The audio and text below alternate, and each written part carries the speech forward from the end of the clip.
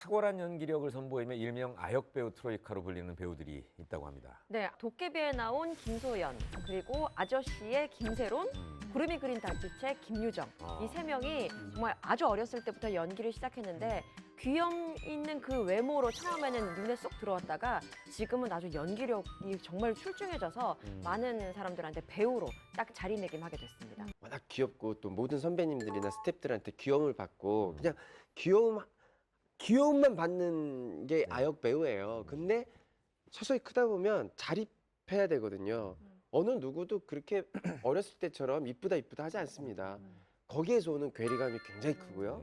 그리고 하나 더, 학교 친구들과의 관계. 없어요, 그런 추억들이. 그냥 어렸을 때부터 사회생활에 던져졌기 때문에 자립심 좋은 건 좋은데 나중에 가면 외롭고 외골수가 되기가 쉽습니다. 그런 캐릭터들이 꽤 많아서 바라건대 좀 많은 경험을 좀 쌓고 또 그 나이에 맞게 사는 법도 좀 배웠으면 좋겠어요. 저는 이렇게 현장에서 이렇게 연기하는 친구들을 보면서 항상 좀 복잡한 생각을 많이 들었어요. 이렇게 처음에는 굉장히 자기만의 끼와 열정으로 이제 시작을 하다가 회차가 거듭이 되면 약간 연기하는 기계같이 보인다는 느낌이 들 때가 굉장히 많았거든요. 그래서 저는 아까 홍석천 씨처럼 좀 자기 나이대 맞는 거를 경험을 하는 게 가장 중요하다고 생각하기 때문에 너무 어린 나이에 연기를 시작하는 거는 저는 그닥 좋지 않다고 생각을 하는 편입니다.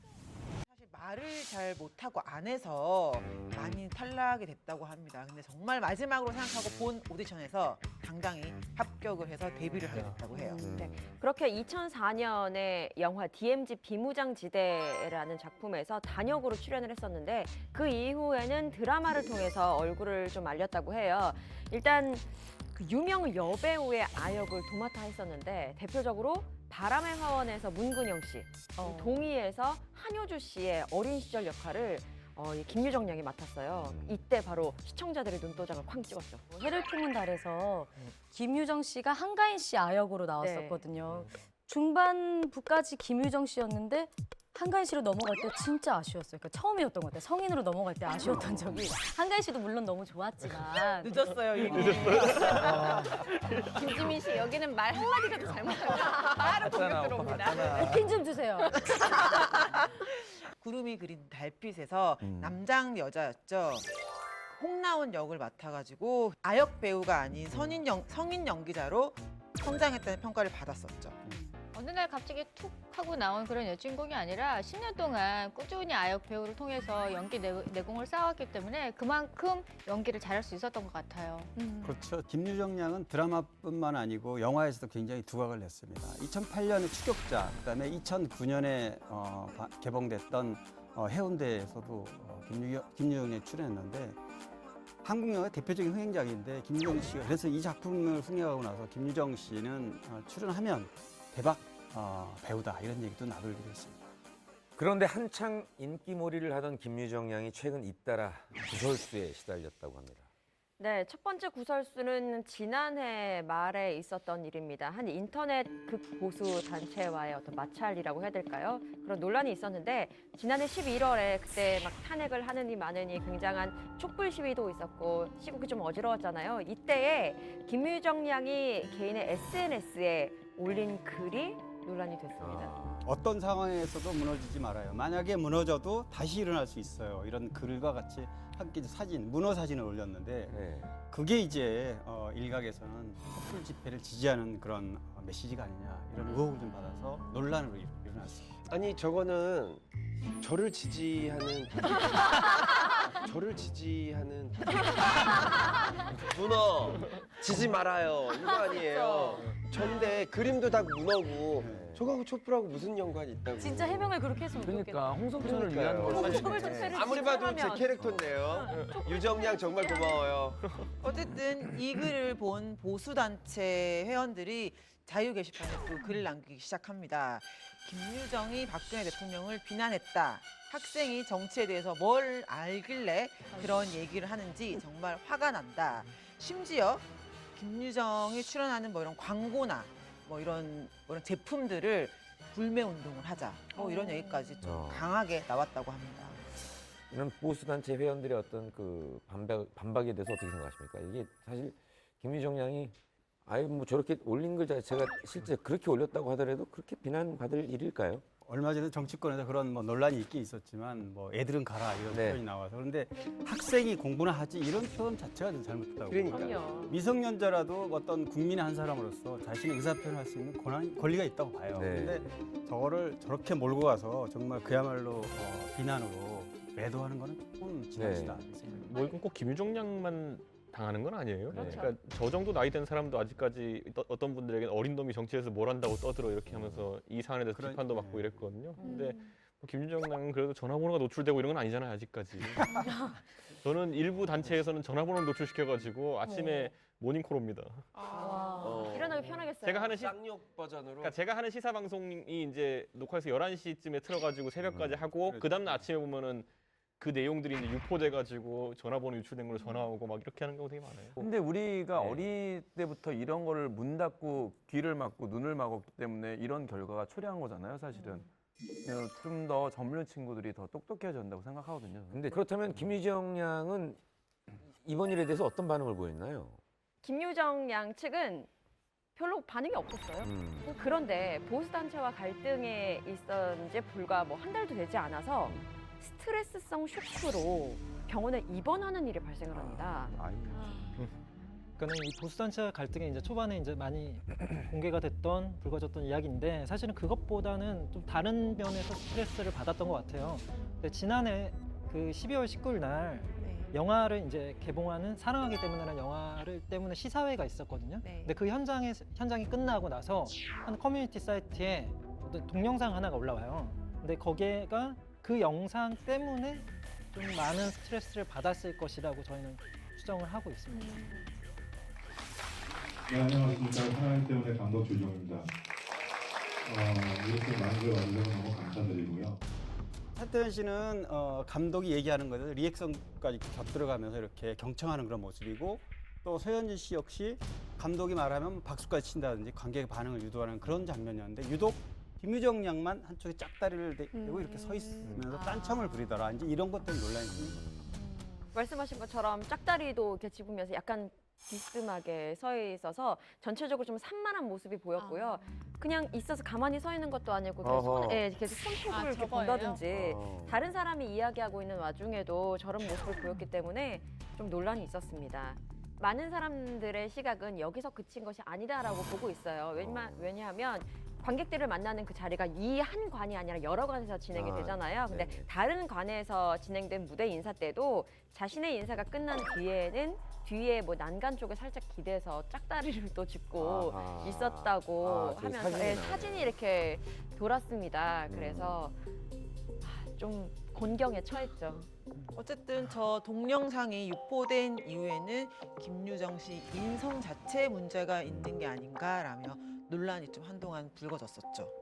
근데 사실 저도 뭐 시사회를 많이 이제 취재 때문에도 가고 그냥 관객으로서도 많이 가는데 그 자리가 뭐 다들 막 영화에 대한 기대감으로 차 있고 이제 좀 허물없이 좀 인사하고 뭐 이렇게 잘 봐주세요 이렇게 좀 피하라는 자리이기 때문에 충분히 나올 수 있는 행동이었다고 생각하고 물론 100점은 아니었어요. 하지만 조금 거슬려 보일 수 있지만 약간 어린 여자 배우이기 때문에 무조건 예의 바라야 돼, 무조건 여성스러워야 돼라는 기준을 너무 폭력적으로 이렇게 결부시킨 건 아닌지 만약에 이상하다는 생각이 들었어요. 만약 김유정 씨가 마지막에 인사하는 그 부분에서 스틸로 딱 잡혀서 완전히 숙인 장면이 기사에 예를 들어서 났다면은 와 때와 장소를 가리지 않는 폴더 인사 해가지고 엄청 또 예의 있는 사람으로 비춰질 수도 있었겠죠. 근데 저 유정 씨의 행동이 저도 약간 저런 적이 있었던 게 제작 발표회 때 좀 길어지잖아요. 1시간 동안 쭉 얘기만 하다 보니까 본인이 무신경해질 때가 있어요. 있어요. 다른 사람 얘기 들을 때.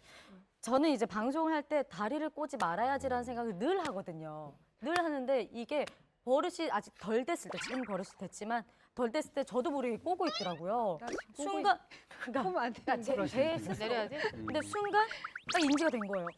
이러고 뺐거든요. 그러니까 네. 그 정도의 그 무신경이 아니었을까. 제가 보기에는 배우는 김유정 씨 말고도 여기 배우 계시지만 조명 받았을 때 조금 조심을 해야 된다. 왜냐하면 김유정 양은 그 저 자리에 서기 전에 구름이 그린 달빛에 굉장히 조명을 받았고 그 직후에 이제 많은 언론이나 거기 그 자리는 이제 뭐 관객도 있지만 취재진이 많이 와 있단 말이죠. 그게 곧 팬들이 보는 모습이기 때문에 거기에 조금 더 좀 그렇게 진지할 필요는 없지만 감독이 적어도 얘기할 동안은 조금 이렇게 경청하는 관객들을 향해서 일해야 되는데 네. 그냥 딴청하는 것처럼 비춰진 게 조금 논란이 되지 않나 싶어요. 이와 관련해 김유정 양은 어떤 반응을 보였나요? 그러니까 김유정 소속사인 사이더스에서 공식 입장을 밝혔는데 최근 온라인상에서 제기된 이 김유정의 태도 논란, 태도에 대한 문제점을 모두 인지하고 있다. 또 김유정 또한 태도에서 비롯된 논란에 대해 깊이 반성하고 있다라는 입장을 밝혔습니다. 김유정 양도 어렸을 때부터 이렇게 활동을 했지만 정말 예상치 못하게 이런 일이 터지면서 마음고생이 굉장히 심했던 것으로 전해져요. 그래서 결국 12월 26일입니다. 이 영화 사랑하기 때문에 VIP 시사회 스케줄을 마친 후에 스트레스성 쇼크로 병원에 이송됐고 결국 입원까지 하게 된 것으로 전해졌죠. 결국 유정 씨는 연말 시상식까지 모두 취소를 하게 되고 해를 넘겨서 1월 초에 퇴원을 했다고 합니다. 굉장히 스트레스를 많이 받은 것 같아요. 퇴원 후에는 이제 어쨌건 연극 작품으로 출연을 했다고 이제 알려져 있는데 그게 이제 공식적으로 이제 뭐 나와서 하는 사회에서 하는 그런 연극이 아니고 현재 재학 중인 고향예고에서 이제 학교 안에서 하는 연극 공연에서 극 중에 이제 소녀 역할을 맡았죠. 근데 이제 뭐 아시다시피 완전 프로잖아요. 프로 배우잖아요. 그러다 보니까 정말 수준급 아마추어들 사이에서 엄청난 실력을 보여주면서 엄청나게 관객들에게 큰 박수갈채를 받았다는 것으로 알려져 있습니다. 당돌하고 약간 엉뚱한 꼬마 역할을 했었는데 시트콤의 인기를 견인했다고. 맞아, 최고였어. 20살이 되던 해 정말 충격적인, 파격적인 선택을. 노출 화보에도 같이 이제 등장을 해서 출연할 수밖에 없었던 이유가 아버지의 라고 합니다. 스트레스가 너무 심했던 나머지 죽이고 싶었다. 이 정도. 과거 아역 배우 중에서 아역 이미지를 벗기 위해 과감한 결단을 하는 경우도 많은데요. 대표적으로 원조 국민 여동생이라는 타이틀을 가지고 있을 정도로 아역 배우 활동 당시에 엄청난 영향력을 발휘했던 분입니다. 바로 그 이재은 배우 이재은인데요. 네. 많은 분들이 1987년에 방영됐던 토지라는 드라마, 이 드라마에서 어린 서희로 이제 연기를 했는데 지금 제 생각에도 그때 그 카리스마 넘치는 어린 나이도 불구하고 그런 이미지가 굉장히 기억에 남는데 93년에 이제 KBS 1월이라는 드라마로 출연을 했고 이때 그해 연말에 KBS 연기대상 아역상을 받을 만큼 굉장히 그 대표 아역 탤런트로 자리매김했습니다. 저도 기억이 나는데요. 정말 눈망울이 똘망똘망하고 웃을 때 정말 너무 귀엽고 이런데 또 연기할 때 보면 당차고 흔들림 없고 뭐 그 당대 최고의 배우 성인 배우들과 이렇게 맞주 쳐도 전혀 흔들림 없는 아주 카리스마가 있는 그런 아역 배우였어요. 이렇게 이제 아역 배우로 활약을 많이 했던 이재은 씨가 정말 20살이 되던 해 정말 충격적인, 정말 파격적인 선택을 해서 모두가 관심을 집중했는데 진짜 저희도 이거 나갔을 때 엄청 충격을 많이 받았는데 성인 영화였죠. 1999년에 나온 노랑머리라는.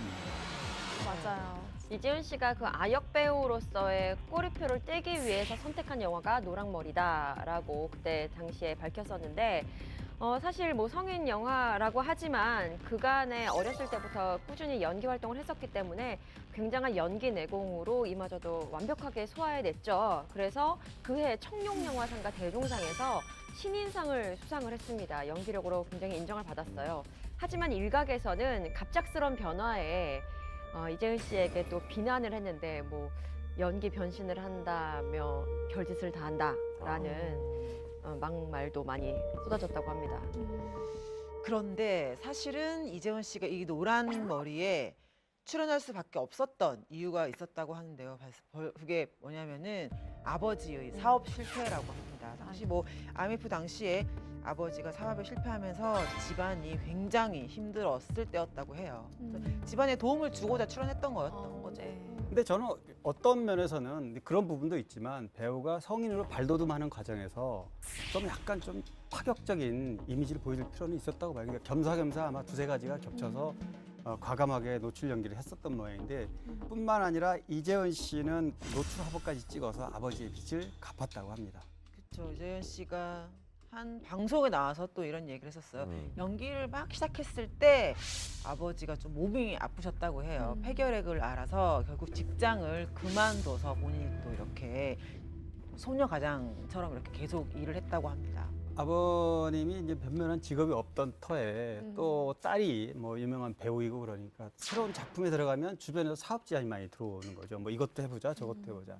사업도 잘 안 되고 또뭐 사기를 당하거나 뭐 이래서 아무튼 그 당시에 이재원 양이 굉장히 그 소녀 가장 역할을 하면서 굉장히 힘들게 돈벌이를 할 수밖에 없는 그런 상황이었다고 그래요.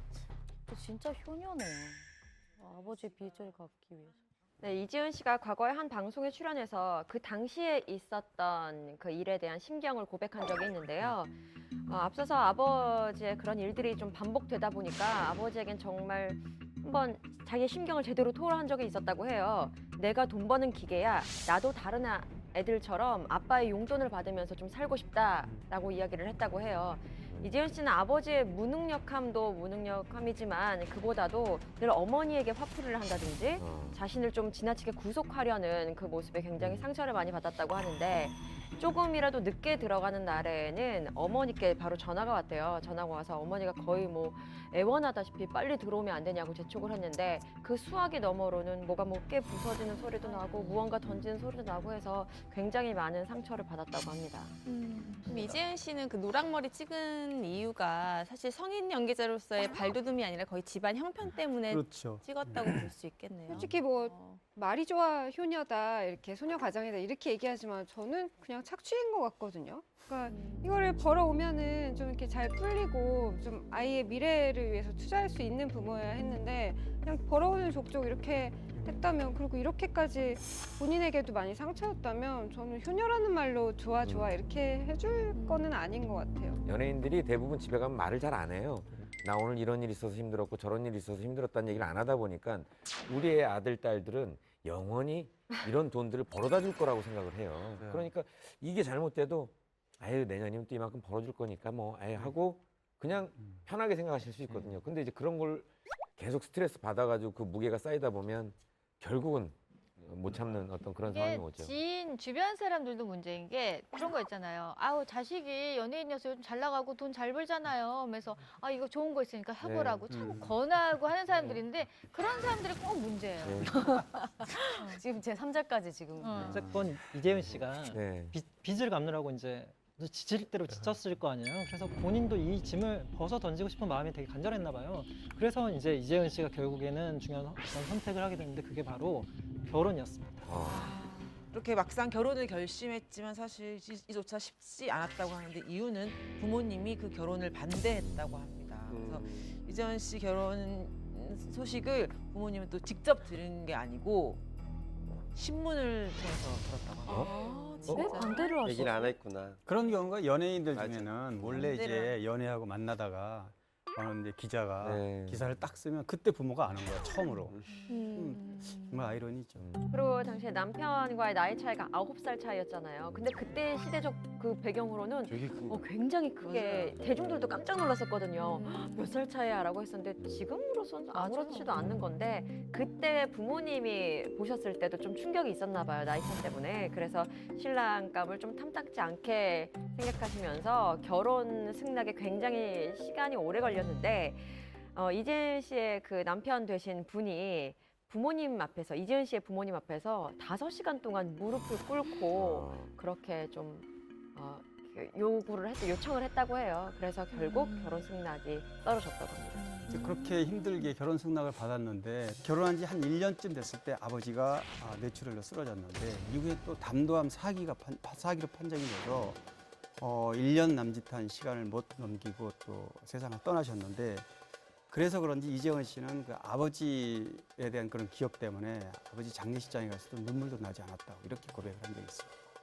또 이재원 씨를 힘들게 한 게 아버지 사업 실패뿐만 아니라고 합니다.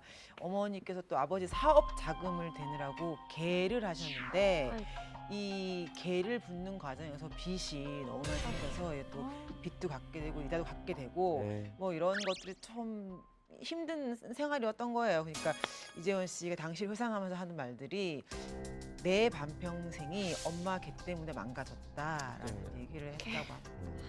뭐 이재현 씨가 아역부터 굉장히 상도 받고 굉장히 두각을 나타냈기 때문에 벌어오는 돈은 굉장히 많았지만 결국 이제 남아있는 아버지가 돌아가시고 나서는 재산이라고는 집 한 채뿐이었는데 이걸 이제 어머니한테 드렸다고 그래요. 근데 어머니도 일이 또 안 풀리는 거 그 이후에도. 그래서 그 집 한 채를 드렸는데도 그걸 가지고 또 사기를 당하고 그래서 뭐 이렇게 저렇게 열심히 살려고 노력을 해도 어머니도 또 잘 되지 않았다고 그래요.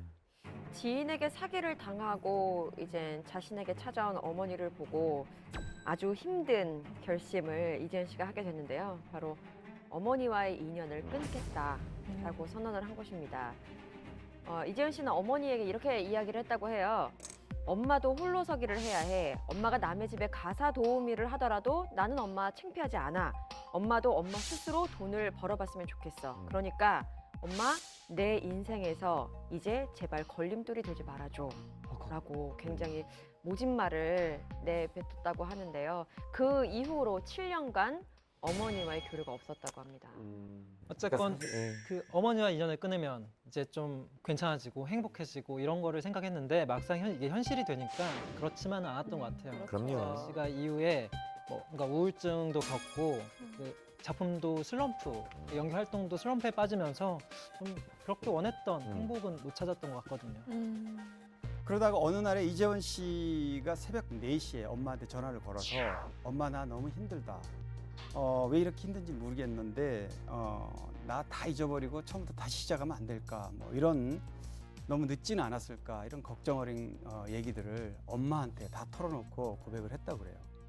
그렇게 좀 용기를 내서 전화를 하니까 이제 어머님의 얘기는 왜 이렇게 힘든데 늦게 전화를 했니? 너는 아직 나이도 어리고 능력이 있으니까 다시 시작할 수 있다며 다독여 주셨다고 합니다.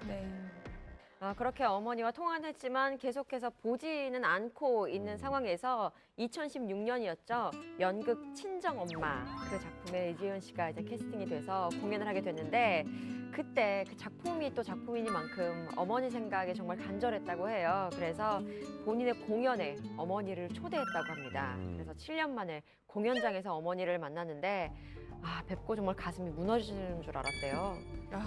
어머니의 모습을 봤는데 오랜만에 뵈니까 얼마나 더 늙어 보이셨겠어요. 변한 모습에 굉장히 놀랐고 또 돈이 없으니까 치료가 제대로 안 돼서 치아가 다 빠진 상태였다고 해요. 그 모습을 보고 정말 너무나도 마음이 아팠다고 합니다. 막상 엄마를 만나고 보니까 정말 무엇 때문에 그동안 엄마가 떨어져 있고 싶어 했는지 또 엄마한테 뭘 잘 해줬는지에 대해서 굉장히 자괴감이 들었다고 얘기를 했습니다. 그렇다면 현재 이지현 씨와 어머니 잘 지내고 계시나요? 올해 1월에 한 네. 방송 프로그램을 통해서 그렇게 서로의 마음을 확인했던 이재현 씨와 이재현 씨 어머니가 함께 여행을 떠나는 모습이 방송에 이제 등장을 했었고 제일 먼저 어머니를 뵀을 때 다시 만났을 때 가장 해주고 싶었던 게 이 치아 치료였대요. 그래서 함께 치과에 가는 모습도 이제 방송을 통해서 들어왔어요. 그 이재훈 씨가 아역 배우 활동을 할 때 어머니가 매니저 역할을 하셨대요. 근데 항상 뒤에서 따라다니셨을 거 아니에요. 그래서 이렇게 같이 이렇게 걸어가자고 하니까 엄마가 이재현 씨한테 그랬어요. 너는 항상 엄마가 뒤에서 지키고 있으니까 너는 앞으로 가. 엄마가 보고 있을게. 그 말하는데 너무 눈물이 나는 거예요. 그래가지고 감정이입이 돼가지고 저희 그때 친정 엄마가 옆에 계셨거든요. 제가 오니까 엄마도 같이 오시더라고요. 그래서 눈물 빠져. 그러니까 지금도 눈물이 나 이런 모습 아닌데 나 강한 여자인데. 독해 보이게 이거 편집해 주세요. 안 돼요. 나 강한 여자야. 눈물 흘려서. 더욱더 안타까운 거는 이재현 씨가 과거 아역 배우였을 때 그 연기력과 그 이재현 씨의 카리스마가 우리의 머릿속에는 정말 대단한 배우로 성장할 것이다 라고만 생각했던 그 모습이었거든요. 근데 그 이후에 이렇게 안 좋은 일들만 좀 생기다 보니까 정말 우리 동생 같고 우리 어머님들 입장에서 우리 딸 같고 막 이래서 그 마음이 더한 것 같습니다. 어쨌든 현재 어머니와 화해를 하고 난 이후에 드라마죠. 당신은 너무합니다. 명품 조연으로 정말 예전 같은 정말 까랑까랑한 연기력으로 굉장히 큰 사랑을 받고 있습니다. 되게 내일처럼 기분 좋더라고요. 네. 되게 밝은 모습으로 돌아오니까.